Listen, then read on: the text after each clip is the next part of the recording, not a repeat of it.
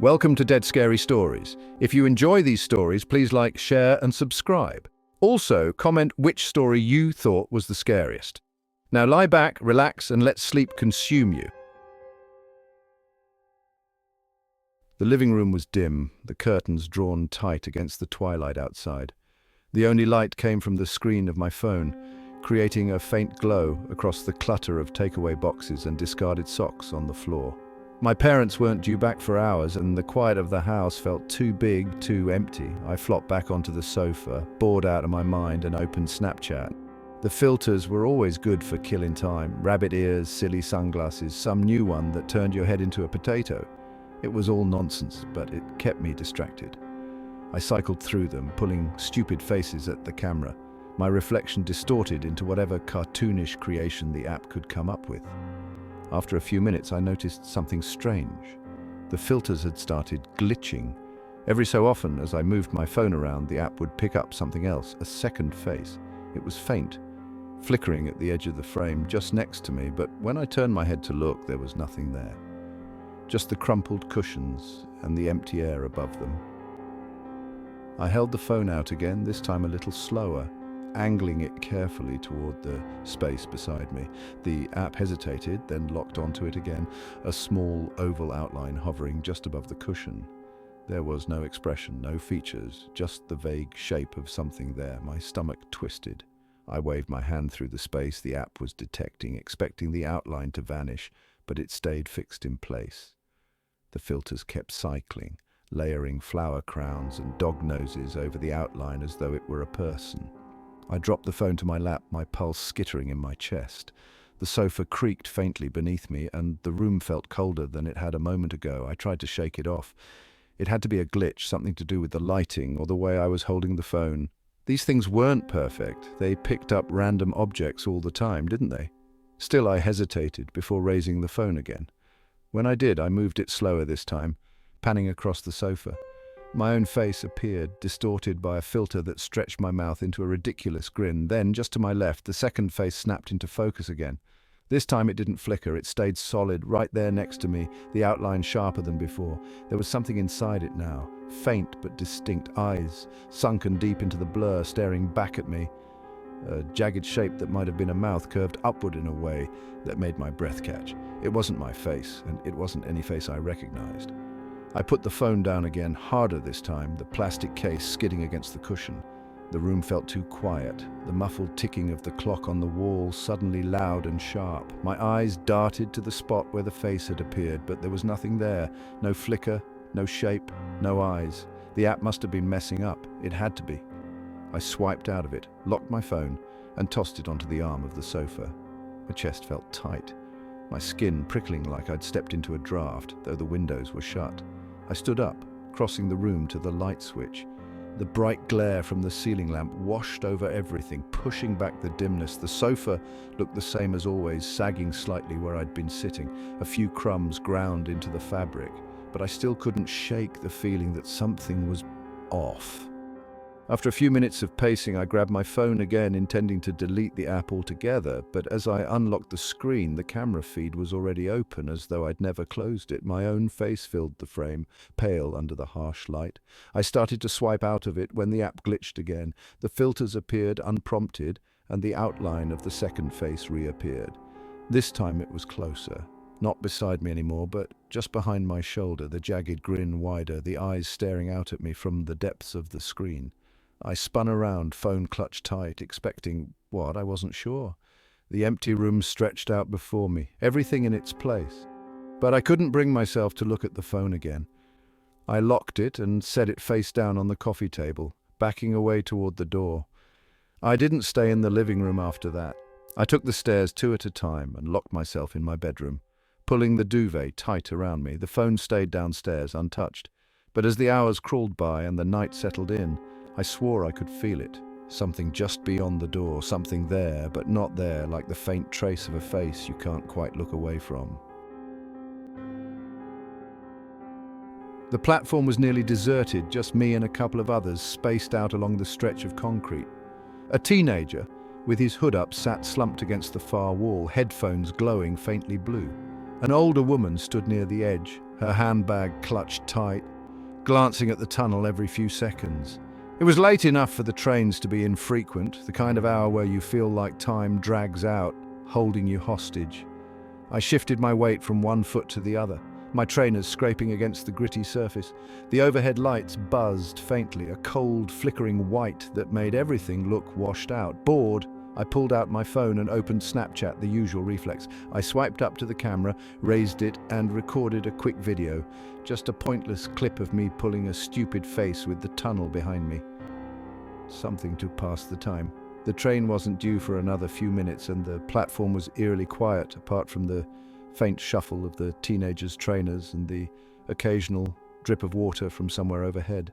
I let the clip upload, stuck my phone back in my pocket, and leaned against the wall, arms folded.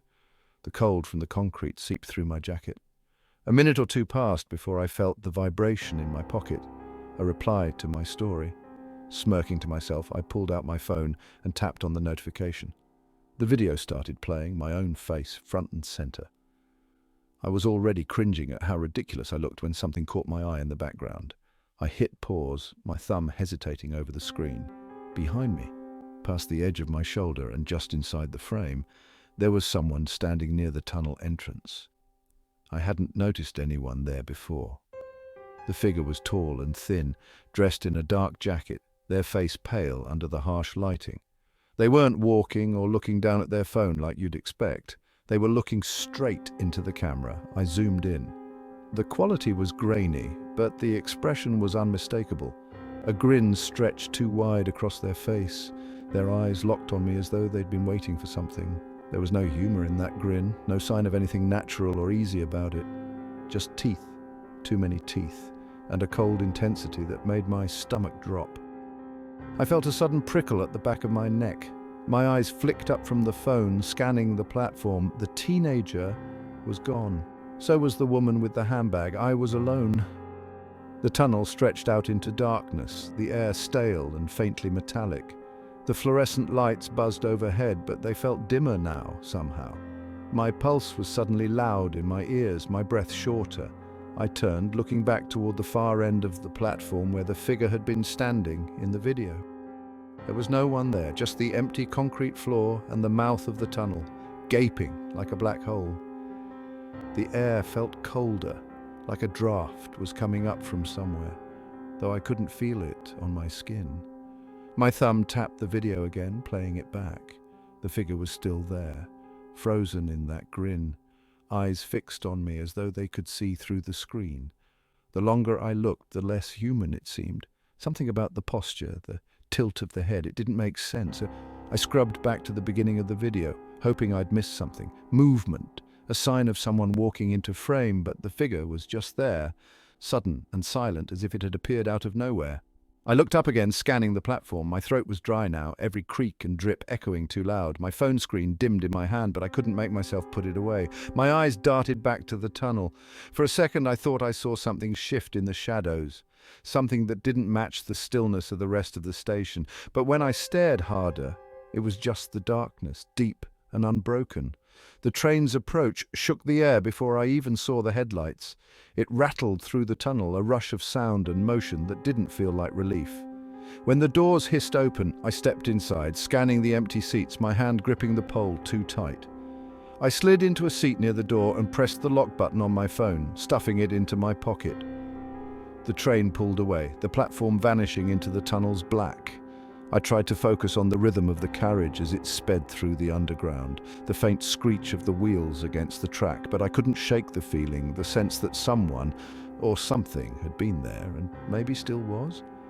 I reached for my phone again, almost without thinking. When I opened the app, my story had vanished, as they always do, but I couldn't remember deleting it.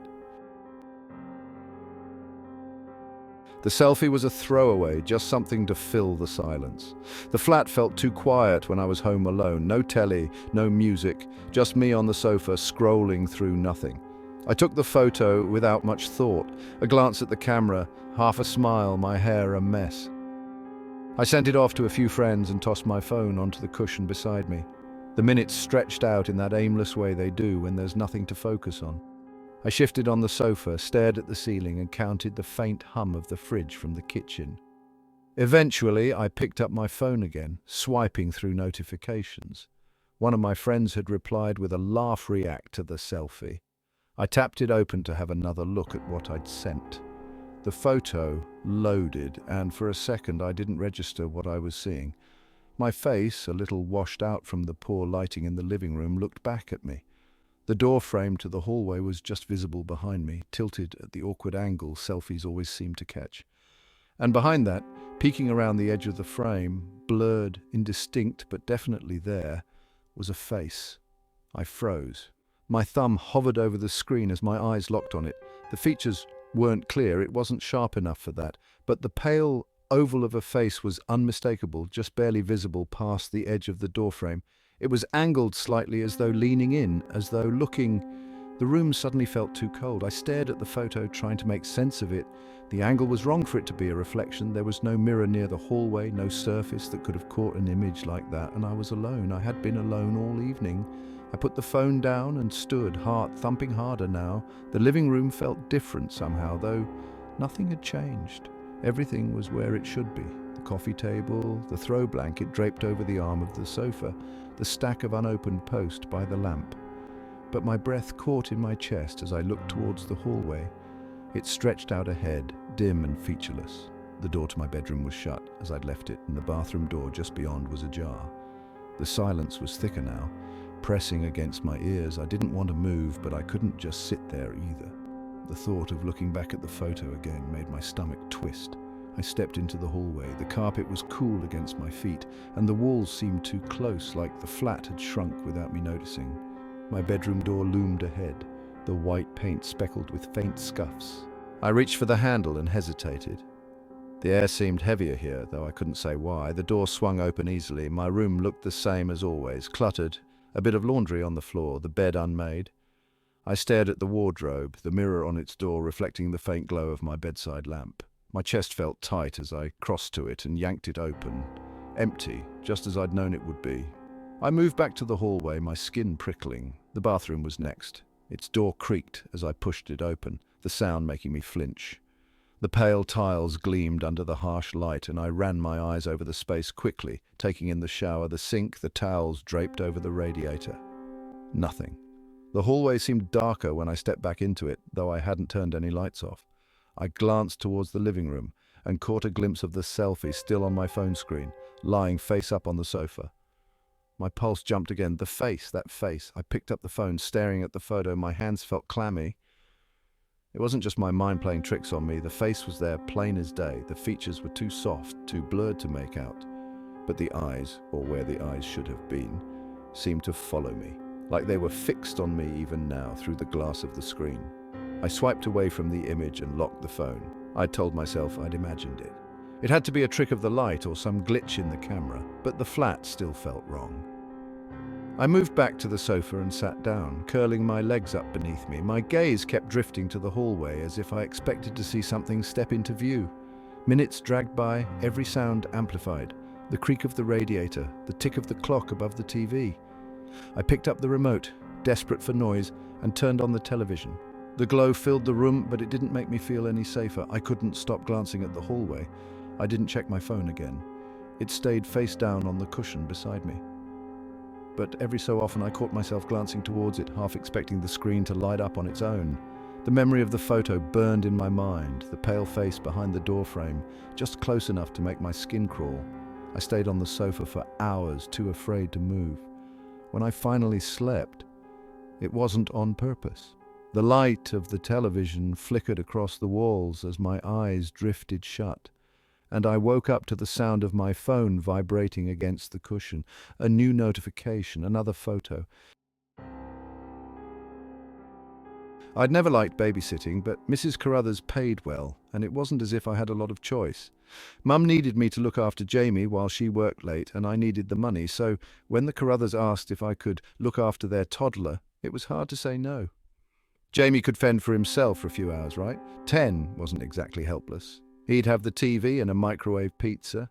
Still, I couldn't quite shake the guilt as I settled their kid on the sofa and flicked through the channels. It had been nearly an hour, and I hadn't heard a peep from Jamie. He wasn't the clingy type, but I thought it wouldn't hurt to check in.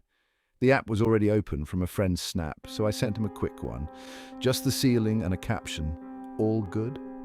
He didn't reply right away, which wasn't unusual. He got sucked into his game sometimes and didn't look up for hours. I let it go, scrolling aimlessly on my phone until the app chimed, a snap from Jamie. I swiped it open without thinking. The video was shaky and the resolution was poor.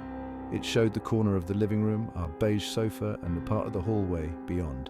It must have been shot from the arm of the sofa, where Jamie usually sprawled out when he played on his tablet, but he wasn't in frame. Instead, the shot wobbled as if he was holding the phone loosely, his hand trembling. Then something moved, a blur crossing the hallway, just within view of the camera. The clip cut off before I could make sense of it, just a fraction of a second, where the shape entered the frame, paused, and then ended abruptly. I stared at the screen for a long moment. It hadn't looked like Jamie, too tall, too solid. And the way it moved, it was quick, almost unnatural, but not in a way I could put into words. I couldn't tell if it was walking or stepping or something else entirely. My thumb hovered over the screen. I played the video again. It didn't help. I couldn't see enough detail. It was just the sofa, the hallway, and that fleeting motion. I sent another snap, fingers feeling oddly stiff. "Who's there?" It wasn't the kind of thing I'd normally send him, but the words came out before I could think it through. The little boy on the sofa tugged at my sleeve, murmuring something about needing a snack. I waved him off with a smile that didn't reach my face, trying to focus. I checked the time, 8:13. It wouldn't be dark at home yet, not entirely. Maybe it was nothing. Maybe Jamie was trying to wind me up. He liked to do that, especially when I left him to his own devices for too long.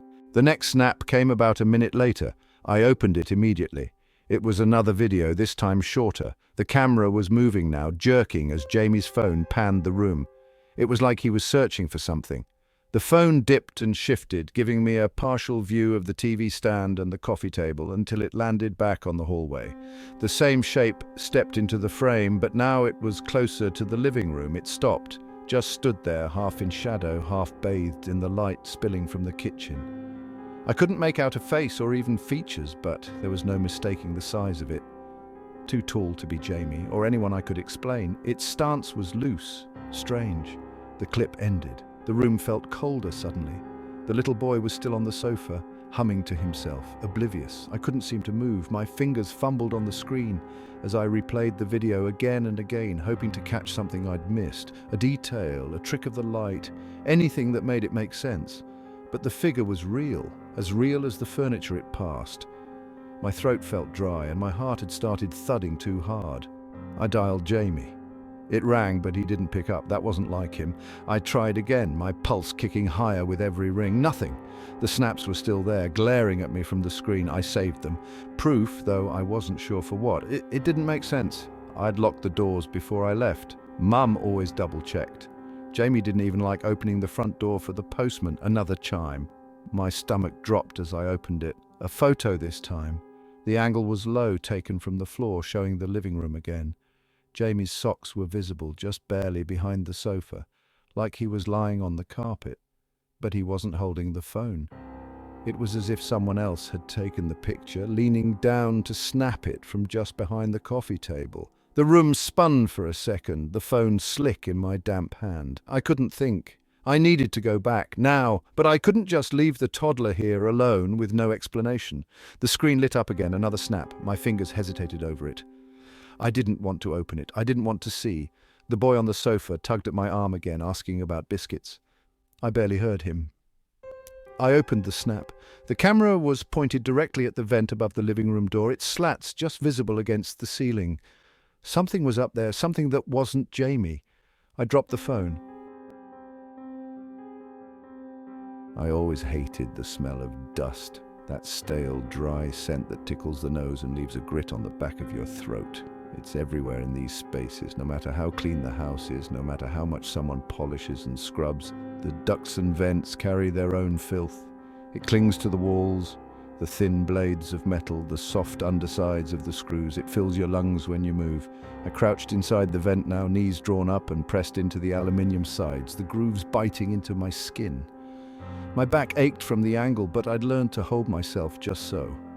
The trick is to distribute your weight as evenly as you can. Keep your muscles loose, otherwise something creaks. You don't want creaks.